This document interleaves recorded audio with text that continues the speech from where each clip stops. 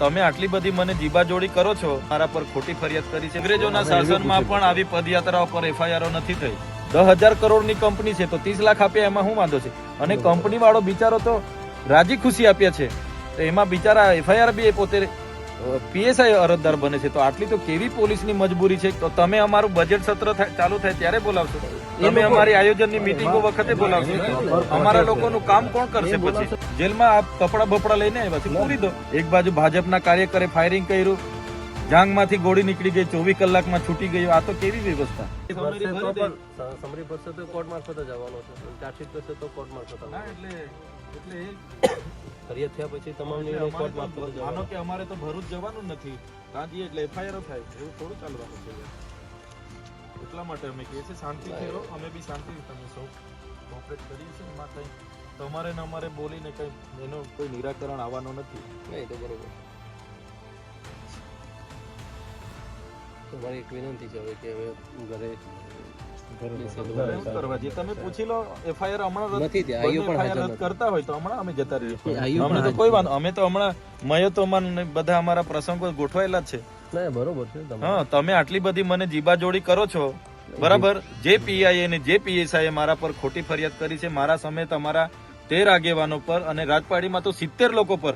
હવે 70 લોકોને મેં કોર્ટમાં તારીખોમાં કઈ રીતના લઈ જવા? એટલા લોકોને મારે કોર્ટમાં લઈને ફરિયાદ કરવાની કોર્ટ નહીં બોલાવે. એટલા માટે તમે ઘરે જવામાં મને વાંધો નથી. તમે પૂછી લો તમારા એ તપાસ અધિકારીને, ભાઈ આ એફઆઈઆર ખોટી છે, રદ કરવાના છો કે કેમ? સમારી ભરી દે તો અમે હમણાં ઘરે જઈએ. અંગ્રેજોના શાસનમાં પણ આવી પદયાત્રાઓ પર એફઆઈઆર નથી થઈ. આ 4 કામદારોને અમે 30 લાખ રૂપિયા કંપનીમાં જઈને ઉભા રહીને વળતર અપાવ્યું, અમારી ભૂલ છે. હવે માણસ મરી જાય, 10,000 કરોડની કંપની છે તો 30 લાખ આપ્યા એમાં શું વાંધો છે? અને કંપની વાળો બિચારો તો રાજી ખુશી આપ્યા છે, તો એમાં બિચારા એફઆઈઆર બી પોતે પીએસઆઈ અરજદાર બને છે. તો આટલી તો કેવી પોલીસની મજબૂરી છે કે પીઆઈ અરજદાર બને, પીએસઆઈ અરજદાર બને? ત્યાં એટલું બધું દારૂ, ડ્રગ્સ, ઇનલીગલી બધું ચાલે છે, એના પર કેમ કાર્યવાહી કરતા નથી? અમે તો સીસીટીવી ફૂટેજ આપ્યા છે 35 જેવા, એના પર કોઈ કાર્યવાહી નથી. અમારા પર ઉપરા છાપરી રાતોરાત 2 એફઆઈઆર થઈ જાય 70 લોકો પર. યાર અમારે કે પછી છોડી દેવાનું છે? એટલે અમારા ન્યાય માટે અમે તો નીકળેલા છે. પોલીસને યોગ્ય લાગે પૂરવાના હોય તો પૂરી દો. તમે કેવું છો કે અમે બોલાવીશું, તો તમે અમારું બજેટ સત્ર ચાલુ થાય ત્યારે બોલાવશો, તમે અમારી આયોજનની મીટિંગો વખતે બોલાવશો, અમારા લોકોનું કામ કોણ કરશે પછી? ના, એટલે અમે આજે અમારી પાસે ટાઈમ છે, મહિનો. તમે આ ડિસેમ્બર જાન્યુઆરી છે, પૂરી દો. અમારું પછી બજેટ સત્ર ચાલુ થશે ત્યારે અમારે લોકો માટે અમારે વિધાનસભામાં બેસવું પડે છે, ત્યારે પછી તમે જેલમાં બેહાડી રાખશો તો લોકો માટે કોણ બોલશે? આમાં જેલમાં જવાનું પેલી થતું નથી. બીજું એફઆઈઆર એટલા માટે કરેલી છે કે આ ભાઈ માથા ભારે, એટલે ખરી ચૂંટણીમાં મને અહીંથી તડીપાર કરી દીધો હતો. એટલે આવી રીતના હમણાં બજેટ સત્ર છે, લોકો માટે કઈ માંગશે, બજેટમાં ઉઠાવશે, સરકાર સામે બોલશે, એટલે હવે તમારે પાછી પાસા કરવાની, તડીપાર કરવાની તજવીજ ચાલે છે, ભરૂચ પોલીસ કરે છે. એટલે તમારે તો જે કરવા, મને તો કોઈ વાંધો નથી. 5 વર્ષ નહીં 10 વર્ષ જેલમાં રાખો, પણ અમારા લોકોનો અવાજ કોણ કરશે પછી? એટલે જેલથી મને ફેર નહીં, ત્યાં બી મને રોટલી શાક ખાવાનું મળવાનું જ છે, બધી જગ્યાએ મળે છે. એટલે એનાથી મને કઈ વાંધો નથી, પણ અમારા લોકોનો અવાજ દબાઈ જાય છે. કોણ કામદાર માટે બોલશે પછી? કોણ આદિવાસી માટે? આમાં તો ખાલી એક જ દિવસ જવાબ માટે વાત બરાબર છે, પણ તમે બોલો જ છો, તમે અમારો અવાજ દબાવી દો યાર. ઘરે રાતે પોલીસ મોકલી આપો.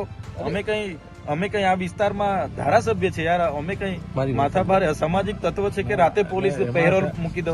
આપણે જે દિવસે હવે આ નીકળ્યા તો ઘરમાંથી નીકળે ના, તો તમે જોઈ લો કેટલી આ 20 ગાડીઓ નજીવા કેસમાં. કાલે ઉઠીને ગયા કેસમાં તમે આવ્યા હતા 50 ગાડીઓ લઈને, આખો માર્ચ કરીને, મોરચો લઈને. તો આ લોકો બી ભરૂચ વાળા આવશે, એના કરતા આજે જ અમને હાજર થઈ કરી દો. પણ આમાં તો જે દિવસે નોટિસ આપશે તમને એ દિવસે તમે કદાચ હાજર રહી શકે કે મીટિંગ છે તો બીજી તારીખ કાલે ઉઠીને અમારા હમણાં આયોજનોના કામો ચાલુ થવાના, મીટિંગો ચાલુ થવાની, હમણાં બજેટ સત્ર અમારું ચાલે. એટલે પોલીસ કહે છે કે ભાઈ અમારી ફુરસદે આવીને એટલે જેલમાં નાખી દો, એવું થોડું છે? અમે એફઆઈઆર કરી છે, આજે અઠવાડિયું થઈ ગયું, હાજર કરી દો મને જેલમાં. આપ કપડા બપડા લઈને આવ્યા છે, પૂરી દો. બરોબર છે ને ના, હજુ બી એ લોકોને સંતોષ ના હોય તો ફાંસી સુધી મોકલાવે એટલી તજવીજ કરી નાખે. તો પછી યાર આવું થોડું હોય?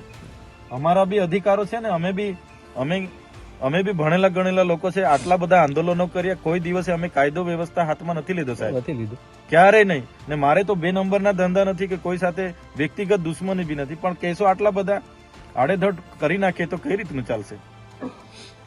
ગયા વર્ષે તમે જોયું બધું, ગયા વર્ષે 3 મહિના આખો પરિવાર, અમારા આખા કાર્યકરો જેલોમાં ની જેવા કેસમાં. એક બાજુ ભાજપના કાર્યકરે ફાયરિંગ કર્યું, જાંગમાંથી ગોળી નીકળી ગઈ, 24 કલાકમાં છૂટી ગયો. આ તો કેવી વ્યવસ્થા? અમારા પર થાય એટલે અમારે પછી આ પોલીસ અમને હોતી વળે ચોરની જેમ, બીજા પર થાય એટલે રાતોરાત બધું સમાધાન થઈ જાય. અમે કાં ગુનો કર્યો છે? બિચારા ગરીબ પરિવારોને પૈસા તો અપાવ્યા છે, એમાં થોડી આવી કંપની વાળો ફરિયાદ કરતો તો અમને થતું કે અમારી ભૂલ થઈ. કોઈ ટ્રાફિક અડચણ વાળો ફોન કરતો કે મારી ગાડીને આ લોકો નડ્યા ને ફરિયાદ અમે રાજપાડી કરે. હવે પીઆઈ પીએસઆઈ ફરિયાદ કરે તો અમારે શું સમજવાનું સાહેબ? આ કાયદો ને વ્યવસ્થા છે. અને અમે તો પરવાનગી માંગી હતી સાહેબ, કોઈ જાહેરનામું નથી, કોઈ ચૂંટણી નથી, તો બી 30મી નવેમ્બરે પરવાનગી માંગી, 3 ડિસેમ્બરે અમારી છેલ્લા દિવસે પદયાત્રાના હવારે કહી કે તમારી પરવાનગી નથી મળી, અભિપ્રાય પોલીસે નેગેટિવ આપ્યા છે. તો સાહેબ અમારો બી અધિકારો છે ને, અમે ચાલતા ગયા, પોલીસ અમારી સાથે હતી, તો બી એફઆઈઆર એટલે માથાભારે સાબિત કરો, પાસા કરો, તડીપાર કરો એટલે અમારે આખી જિંદગી જેલોમાં. તો લોકો માટે કોણ બોલશે? અમને તો કઈ વાંધો નથી, જેલો કરો કઈ વાંધો નહીં. એટલે તમે ત્યાં વાત કરી લો, અમે ત્યાં જઈએ છીએ હાજર થઈ. સાહેબ આપણા એસપી સાહેબ ને બીકો એમના જોડે નર્મદા પોલીસ સાહેબ જોડે જોડે પણ વાત સહકાર આપે. ભરૂચ પોલીસ નો મામલો છે, આપણે શું કરવા જીબા જોડી કરીએ છીએ? જો અમારા માટે બધું સરખું છે, આખું નહીં તો સરખું છે, પણ તમારે કેવાથી પહેલા થોડા એફઆઈઆર રદ કરવાના? એ તો અમે રદ ના કરી શકીએ. તો જવા દો ને, અમને અમારા વકીલો બધા રાહ જોઈએ છે. કોર્ટ સિવાય કોઈ રદ નહીં કરી શકે, હું આપને કહું. ના, કોર્ટની પ્રોસેસ તો અમે કરવાના છે કે જેટલી એફઆઈઆર થાય કોર્ટમાં જ અમારે કર્યા કરવાની. કોર્ટમાં તો જવાના જ છે, જે અધિકારીઓ કર્યા છે એમને બી બોલાવીશું, એવું થોડું જરૂરી છે. તમે જાઓ તો વાંધો નહીં, પણ તમે જે આહવાન કરીને જાઓ છો તમારા કાર્યકરો, સાહેબ તમે મીડિયામાં કોઈ જગ્યાએ બતાવો, મારો મેસેજ હોય ને, તમે બધા ગ્રુપ જોઈ લો, મીડિયામાં કોઈ જગ્યાએ મેં કોઈને કીધું હોય કે મેં ત્યાં આહવાન કરીને આવું છું તો મને બતાવો. પણ એવા મેસેજ છે સાહેબ તમારા ગ્રુપમાં હોય તો બતાવો. મેં તો સાંજે પોલીસના ફોન આવ્યા હતા, પોલીસને મેં કીધું કે હું કાલે જાઉં છું. સીધી વાત છે, મારે ક્યાં છુપાવવાની છે?